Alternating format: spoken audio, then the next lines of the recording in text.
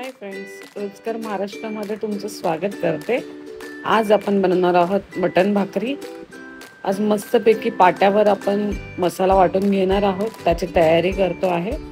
त्याच्यासाठी आपण आता खोबरं घेतले, खोबरं मस्त भाजून घेतले।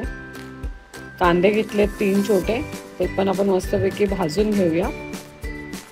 आणि लसूण घेतला आहे, अद्रक आहे, कोथिंबीर आहे। पहिले आपण मटण शिजवून घेऊया। त्याच्यासाठी तेल टाकलं आहे, थोडं लसूण ठेचून टाकले आहे, त्यात बारीक चिरलेला कांदा टाकला आहे। त्याच्यानंतर आपण धने पावडर घेतली आहे 2 चम्मच। त्याच्यानंतर आपण व्यवस्थित मटण धुवून आपण शिजायला टाकणार आहोत। याच्यामध्ये हळद टाकूया आणि शिजण्यासाठी थोडंसं आपण त्याच्यात मीठ टाकूया। मीठ टाकून झालं आहे, सर्व व्यवस्थित एकत्र करूया। आणि थोडं गरम पाणी केलं होतं मी दुसऱ्या साईडला, थोडंसं गरम पाणी टाकूया आपण शिजायपुरतं आणि कुकर बंद करून घेऊया। त्याच्यानंतर आपण पाट्यावर मस्तपैकी मसाला वाटून घेऊया।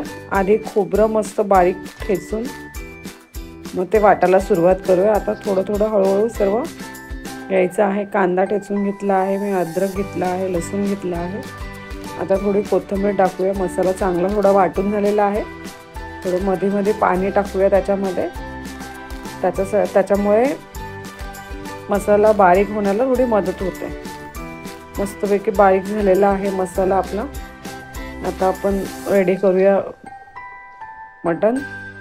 त्याच्यासाठी आपण तेल घेतलं आहे, थोडं जिरं टाकलं आहे, त्याच्यात हा वाटलेला मसाला टाकला आहे।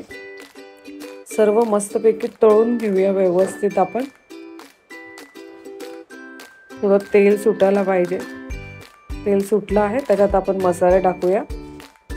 आपण त्यात गरम मसाला टाकला आहे, लाल तिखट टाकला आहे, तुम्हाला जसं तिखट वाटतं त्याचप्रमाणे। धने पावडर पण टाकून घेतले आहे आणि त्यात थोडंसं आपण पाणी टाकून घेऊया, पुन्हा गरम पाणी होतं थोडंसं।